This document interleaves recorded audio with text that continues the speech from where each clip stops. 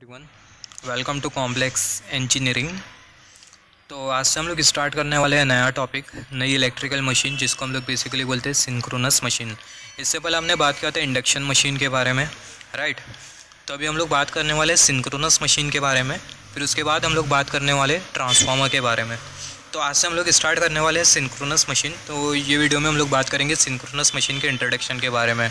अगर आपने induction machine का कॉन्सेप्ट बहुत अच्छी तरीके से समझा, अगर आपको बहुत अच्छी तरीके से हर एक कॉन्सेप्ट के बारे में पता है, किस तरीके से इंडक्शन मोटर में कौन कौन से मतलब पार्ट्स होते हैं, स्टेटर हो गया, रोटर हो गया, वर्किंग प्रिंसिपल किस तरीके से होता है, आरएमएफ क्या होती है, रोटेटिंग मैग्नेटिक फील्ड, तो जो सिंक्रोनस मशीन है इसको समझना बहुत हद तक के आसान हो जाता है। जैसे कि इंडक्शन मशीन में हम लोग मेन जो कंसंट्रेशन हमारा था, जो मेन जो फोकस था वो किसके ऊपर था, इंडक्शन मोटर के ऊपर था, और इंडक्शन जनरेटर पर हमारा कम फोकस था। सिमिलरली सिंक्रोनस मशीन के केस में हमारा जो फोकस होगा वो सिंक्रोनस जनरेटर के ऊपर ज़्यादा होगा, और जो सिंक्रोनस मोटर है उस पर हमारा कम फोकस होगा। तो यहाँ पर अगर हम लोग देखें सिंक्रोनस मशीन से हम लोग क्या समझते हैं, यहाँ पर अभी अगर हम लोग देखें इसके बारे में बात करेंगे। सिंक्रोनस मशीन हमें पता है जो टर्म है सिंक्रोनस का मतलब क्या होता है, इससे पहले हमने बात किया था इंडक्शन मशीन में। तो यहाँ पर अगर हम लोग देखें जो सिंक्रोनस मशीन होती है वो भी एक टाइप की रोटेटिंग मशीन होती है, राइट। हमें पता है जो रोटेटिंग मशीन है उसका एक और एक नाम होता है जिसको हम लोग बेसिकली बोलते हैं डायनेमिक मशीन। तो जो सिंक्रोनस मशीन है इसमें हमें दो टाइप की मशीन मिलेंगी, हमें मिलेगा सिंक्रोनस मोटर और दूसरा सिंक्रोनस जनरेटर। तो जो सिंक्रोनस जनरेटर है उसको हम लोग बोलेंगे ऑल्टरनेटर, और सिंक्रोनस मोटर को हम लोग सिंक्रोनस मोटर ही बोलते हैं। यहाँ पर ये जो मशीन है इसको हम लोग सिंक्रोनस मशीन इसलिए बोल रहे हैं क्योंकि जो इंडक्शन मशीन में जो पार्ट्स थे सेम पार्ट्स हमें सिंक्रोनस मशीन में भी मिलेंगे, स्टेटर मिलेगा और रोटर मिलेगा। और इंडक्शन मशीन के केस में हमने ये देखा था कि जो रोटर की जो स्पीड होती है वो सिंक्रोनस स्पीड के कंपैरिजन में कम होती है। तो ये रीज़न की वजह से जो इंडक्शन मशीन होती है उसको हम लोग बोलते हैं एसिंक्रोनस मशीन। मगर यहाँ पर सिंक्रोनस मशीन में होगा क्या, जो रोटर की जो स्पीड होगी वो सिंक्रोनस स्पीड के बराबर में होगी। तो यही रीज़न की वजह से जो मशीन है इसको हम लोग बेसिकली बोलते हैं सिंक्रोनस मशीन। तो एसिंक्रोनस मशीन और सिंक्रोनस मशीन से हम लोग क्या समझते हैं, एसिंक्रोनस मशीन वो मशीन होती है जिसमें जो रोटर की स्पीड और जो रोटेटिंग मैग्नेटिक फील्ड की जो स्पीड होती है वो दोनों बराबर में नहीं होती। सिंक्रोनस मशीन वो मशीन होती है जिसमें जो रोटर की स्पीड और जो रोटेटिंग मैग्नेटिक फील्ड की जो स्पीड होती है वो दोनों बराबर में होती है। तो यहाँ पर अगर हम लोग देखें जो सिंक्रोनस रोटेटिंग मशीन है, ये जो सिंक्रोनस मशीन है वो भी रोटेटिंग मशीन है जिसमें हमें रोटेटिंग पार्ट मिलेंगे, राइट, हमें स्टैटिक पार्ट नहीं मिलेंगे। तो यहाँ पर ये सिंक्रोनस रोटेटिंग मशीन में भी हमें मिलेगा स्टेटर और हमें मिलेगा रोटर। यहाँ पर ये जो स्टेटर है इसको हम लोग आर्मेचर बोलेंगे सिंक्रोनस मशीन के केस में, क्योंकि हमारा मानना ये होता है, इंजीनियर्स का एजम्पशन ये होता है कि जिस भी वाइंडिंग में ईएमएफ इंड्यूस हो रहा होता है वो जो वाइंडिंग होती है उसको हम लोग बेसिकली बोलते हैं आर्मेचर वाइंडिंग। तो जब हम लोग आगे पढ़ेंगे तो हम लोग ये देखेंगे, जब हम लोग सिंक्रोनस मशीन नहीं बोलेंगे, सिंक्रोनस जनरेटर नहीं बोलेंगे, ऑल्टरनेटर बोलेंगे डायरेक्टली। तो यहाँ पर अगर हम लोग देखें और जब हम लोग ऑल्टरनेटर के बारे में आगे पढ़ेंगे तो हम लोग ये देखेंगे जो स्टेटर है इसमें इंड्यूस होता है ईएमएफ। अगर स्टेटर में अगर ईएमएफ इंड्यूस हो रहा है तो यहाँ पर ये जो स्टेटर है इसको हम लोग क्या बोल सकते हैं, स्टेटर वाइंडिंग को हम लोग बोल सकते हैं आर्मेचर वाइंडिंग, और जो रोटर है उसको हम लोग बेसिकली बोल सकते हैं फील्ड वाइंडिंग। यहाँ पर अगर हम लोग देखें सिंक्रोनस रोटेटिंग मशीन में भी हमें मिलेगा स्टेटर और रोटर, और जैसे कि हमने डिस्कस किया स्टेटर को हम लोग आर्मेचर वाइंडिंग एज्यूम करते हुए चलेंगे और जो रोटर है उसको हम लोग फील्ड वाइंडिंग एज्यूम करते हुए चलेंगे। रोटर को हम लोग फील्ड वाइंडिंग इसलिए एज्यूम करते हुए चल रहे हैं, उसका रीज़न ये कि जो रोटर है सिंक्रोनस मशीन के केस में जो रोटर है उसको भी हम लोग एक्साइटेशन प्रोवाइड करते हैं, और वो जो एक्साइटेशन होता है उसका जो मैग्नीट्यूड होता है वो कम होता है। मतलब जो रोटर होता है उसको हम लोग वाउंड कर देते हैं, रोटर के ऊपर भी हम लोग वाइंडिंग लपेट देते हैं और हम लोग वो वाइंडिंग में करंट का फ्लो देते हैं, जिसकी वजह से होता है कि जो रोटर है वो मैग्नेट के तौर पर बिहेव करने लगता है। जैसे कि हमने फील्ड मैग्नेट पढ़ा था, सिमिलरली रोटर भी एक फील्ड मैग्नेट के तौर पर बिहेव करने लगता है। तो यहाँ पर अगर हम लोग देखें, अगर हम लोग सिंक्रोनस मशीन में आर्मेचर वाइंडिंग बोलते हैं, फील्ड वाइंडिंग बोलते हैं, तो आप इससे बिल्कुल भी कंफ्यूज मत होना। आर्मेचर वाइंडिंग मतलब स्टेटर वाइंडिंग और फील्ड वाइंडिंग मतलब रोटर वाइंडिंग। तो यहाँ पर अगर हम लोग देखें सिंक्रोनस रोटेटिंग मशीन के केस में भी हमें स्टेटर मिलेगा और रोटर मिलेगा। जो रोटर होता है उसको हम लोग 3 फेज AC सप्लाई प्रोवाइड करते हैं, और जो जो स्टेटर होता है उसको हम लोग 3 फेज AC सप्लाई प्रोवाइड करते हैं, और जो रोटर होता है उसको हम लोग बेसिकली DC सप्लाई प्रोवाइड करते हैं। यहाँ पर अभी अगर हम लोग देखें, यहाँ पर ये जो रोटर होता है इसको हम लोग लो पावर प्रोवाइड करते हैं, और यहाँ पर ये जो स्टेटर होता है इसको हम लोग बेसिकली हाई पावर प्रोवाइड करते हैं। तो यहाँ से आपको पता होना चाहिए जो स्टेटर है वो हाई पावर वाइंडिंग है, और जो रोटर है वो कौन सी वाइंडिंग है, जो स्टेटर है वो हाई पावर वाइंडिंग है और जो रोटर है वो लो पावर वाइंडिंग है। तो यहाँ से आपको ये क्या क्या पॉइंट पता होना चाहिए, सिंक्रोनस रोटेटिंग मशीन के केस में जो स्टेटर है उसको हम लोग आर्मेचर भी बोलते हुए चलते हैं, और जो रोटर है उसको हम लोग फील्ड भी बोलते हुए चलते हैं, मतलब स्टेटर को आर्मेचर वाइंडिंग एज्यूम करते हुए और रोटर को फील्ड वाइंडिंग एज्यूम करते हुए हम लोग चलते हैं। और जो स्टेटर है उसको हम लोग 3 फेस एसी सप्लाई प्रोवाइड करते हैं, और जो रोटर है उसको हम लोग डीसी सप्लाई प्रोवाइड करते हैं। स्टेटर को 3 फेस एसी सप्लाई प्रोवाइड करने की वजह से जो स्टेटर है उसको हम लोग बेसिकली बोलते हैं हाई पावर वाइंडिंग। रोटर को डीसी सप्लाई प्रोवाइड करने की वजह से जो रोटर है उसको हम लोग बेसिकली बोलते हैं लो पावर वाइंडिंग, या फिर आप बोल सकते हो लो पावर मैग्नेटिक सर्किट। यहाँ पर अभी अगर हम लोग देखें, synchronous machine is a doubly excited machine because we provide supply to both stator and rotor. जो सिंक्रोनस मशीन होती है वो बेसिकली डबली एक्साइटेड मशीन होती है। डबली एक्साइटेड मशीन इसलिए हम लोग बोल रहे हैं क्योंकि जो रोटर और जो स्टेटर है दोनों को हम लोग पावर प्रोवाइड करते हैं। बात करेंगे इसके बारे में आगे, हम लोग डिफरेंस के बारे में बात करेंगे तो कॉन्सेप्ट क्लियर हो जाएगा। In rotating machine dynamically induce EMF is generated. Rotating machine में जो ईएमएफ जो इंड्यूस होता है उसको हम लोग बेसिकली बोलते हैं डायनेमिकली इंड्यूस ईएमएफ। और जो डायनेमिकली इंड्यूस ईएमएफ होता है, डायनेमिक ईएमएफ का एक और एक नाम होता है जिसको हम लोग बेसिकली बोलते हैं मोशनल ईएमएफ। मगर स्टैटिक मशीन में जैसे फॉर एग्जांपल ट्रांसफार्मर के केस में जो ईएमएफ जो इंड्यूस होता है उसको हम लोग बेसिकली बोलते हैं स्टैटिक ईएमएफ। तो ये बहुत इंपॉर्टेंट है, यहाँ से क्वेश्चन आता है। तो यहाँ पर अगर हम लोग देखें, जो इंडक्शन मशीन थी उसको हम लोग एसिंक्रोनस मशीन बोल रहे थे, और यहाँ पर अभी हम लोग बात कर रहे हैं सिंक्रोनस मशीन के बारे में।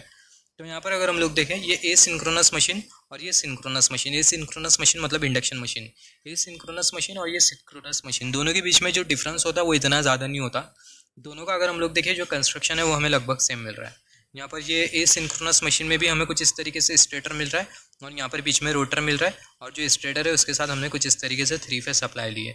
सिमिलरली सिंक्रोनस मशीन के केस में भी हमें कुछ इस तरीके से यहाँ पर स्टेटर मिल रहा है, बीच में हमें रोटर मिल रहा है, और यहाँ पर हमने 3 फेस कुछ इस तरीके से वायर ले लिया, 3 वायर RYB। मगर डिफरेंस ये है कि इस सिंक्रोनस मशीन के केस में ये जो रोटर होता है इसके साथ हम लोग कोई सप्लाई प्रोवाइड नहीं करते, मगर सिंक्रोनस मशीन के केस में जो रोटर होता है उसको भी हम लोग DC सप्लाई प्रोवाइड करते हैं।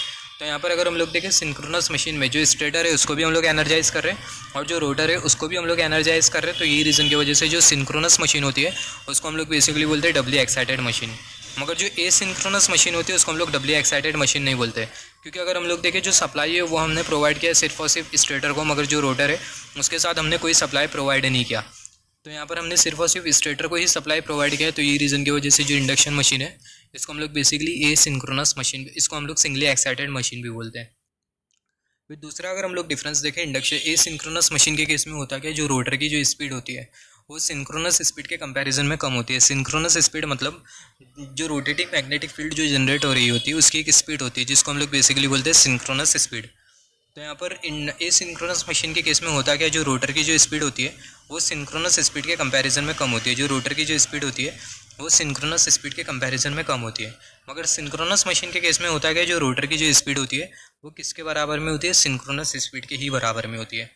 फिर उसके बाद अगर हम लोग दोनों के बीच में और डिफरेंस अगर हम लोग देखें, तो हमारी जो इंडक्शन मशीन है वो इलेक्ट्रोमैग्नेटिक इंडक्शन प्रिंसिपल पर काम करती है, और हमारी जो सिंक्रोनस मशीन है ये synchronous machine electromagnetic induction principal पर चलती है। और जो सिंक्रोनस मशीन है वो कौन से प्रिंसिपल पर चलती है, इलेक्ट्रोमैग्नेटिक अट्रैक्शन प्रिंसिपल पर। तो इसके बारे में हम लोग आगे बात करेंगे। अगर हम लोग सिंक्रोनस मोटर कंसिडर करें तो जो सिंक्रोनस मोटर है वो इलेक्ट्रोमैग्नेटिक अट्रैक्शन प्रिंसिपल पर काम करती है, मगर जो सिंक्रोनस जनरेटर है ऑल्टरनेटर वो इलेक्ट्रोमैग्नेटिक इंडक्शन प्रिंसिपल पर काम करता है। तो बात करेंगे इसके बारे में आगे। यहाँ पर जैसे कि हमने डिस्कस किया, जो सिंक्रोनस मशीन है वो हमें 2 टाइप की मिलेंगी, पहला सिंक्रोनस मोटर और दूसरा सिंक्रोनस जनरेटर जिसको हम लोग बेसिकली ऑल्टरनेटर भी बोलते हैं। ऑल्टरनेटर और सिंक्रोनस जनरेटर दोनों का मतलब सेम ही है। ये जो ऑल्टरनेटर होता है वो क्या करता है, AC वोल्टेज जनरेट करता है, मतलब जो सिंक्रोनस जनरेटर है वो क्या करता है, AC वोल्टेज जनरेट करता है। सिमिलरली अगर हम लोग दोनों के बीच में अगर डिफरेंस देखें, सिंक्रोनस जनरेटर और सिंक्रोनस जनरेटर, यहाँ पर हम लोग डिफरेंस देखेंगे सिंक्रोनस जनरेटर के बीच में और एसिंक्रोनस जनरेटर के बीच में, मतलब इंडक्शन जनरेटर के बारे में। इंडक्शन जनरेटर और यहाँ पर ये जो ऑल्टरनेटर है दोनों के बीच में हम लोग डिफरेंस देखेंगे, ऑल्टरनेटर और इंडक्शन जनरेटर। इससे पहले हमने इंडक्शन जनरेटर के भी बारे में बात किया था। तो जो इंडक्शन जनरेटर और जो ऑल्टरनेटर है दोनों के बीच में क्या डिफरेंस है उसके बारे में बात करेंगे। ऑल्टरनेटर के केस में जो रोटर की जो स्पीड होती है वो किसके बराबर में होती है, सिंक्रोनस स्पीड के बराबर में होती है, NR = NS। इंडक्शन जनरेटर के केस में जो रोटर की जो स्पीड होती है वो ज़्यादा होती है सिंक्रोनस स्पीड के कंपैरिजन में। जैसे कि हमने डिस्कस किया था, इंडक्शन जनरेटर के केस में जो रोटर की जो स्पीड होती है वो ज़्यादा होती है सिंक्रोनस स्पीड के कंपैरिजन में। अगर रोटर की स्पीड सिंक्रोनस स्पीड के कंपैरिजन में ज़्यादा है तो हमारी जो इंडक्शन मशीन है वो इंडक्शन जनरेटर के तौर पर काम करती है। जो सिंक्रोनस जनरेटर होता है वो जनरेट कर सकता है हाई पावर। तो यही रीज़न की वजह से जो सिंक्रोनस जनरेटर है उसको हम लोग जैसे कि स्टीम पावर प्लांट हो गया, हाइड्रो इलेक्ट्रिक पावर प्लांट हो गया, न्यूक्लियर पावर प्लांट हो गया, तो वहाँ पर हम लोग यूज़ करते हैं सिंक्रोनस जनरेटर को। तो जो सिंक्रोनस जनरेटर होता है उसको हम लोग हाई पावर एप्लीकेशन के लिए यूज़ करते हैं, क्योंकि जो सिंक्रोनस जनरेटर होता है वो हाई पावर जनरेट कर सकता है। मगर जो एसिंक्रोनस जनरेटर होता है, मतलब जो इंडक्शन जनरेटर है, वो हाई पावर जनरेट नहीं कर सकता। तो ये रीज़न की वजह से जो इंडक्शन जनरेटर है उसको हम लोग बेसिकली यूज़ करते हैं लो पावर एप्लीकेशन के लिए। जैसे for example wind power plant हो गया, टाइडल पावर प्लांट हो गया, तो यहाँ पर हम लोग यूज़ करते हैं इंडक्शन जनरेटर। मगर जो बड़े बड़े पावर प्लांट है, जैसे कि स्टीम हो गया, hydro electric, nuclear power plant हो गया, थर्मल हो गया, थर्मल को ही हम लोग बोलते हैं स्टीम, तो ऐसे सब जगह पर हम लोग यूज़ करते हैं सिंक्रोनस जनरेटर। जो सिंक्रोनस जनरेटर होता है ऑल्टरनेटर, उसका जो प्रैक्टिकल एप्लीकेशन होता है वो ज़्यादा होता है। मगर यहाँ पर ये जो इंडक्शन जनरेटर होता है इसका जो प्रैक्टिकल एप्लीकेशन होता है वो कम होता है, क्योंकि ये कम पावर जनरेट करता है। जो ऑल्टरनेटर है वो कोई भी पावर फैक्टर पर ऑपरेट कर सकता है, मगर जो इंडक्शन जनरेटर है वो सिर्फ और सिर्फ लीडिंग पावर फैक्टर पर ही चलेगा। यहाँ पर ये वाला जो जनरेटर है सिंक्रोनस जनरेटर, ये ज़्यादा एफिशिएंट होता है, मगर जो इंडक्शन जनरेटर है उसकी जो एफिशिएंसी होती है वो कम होती है।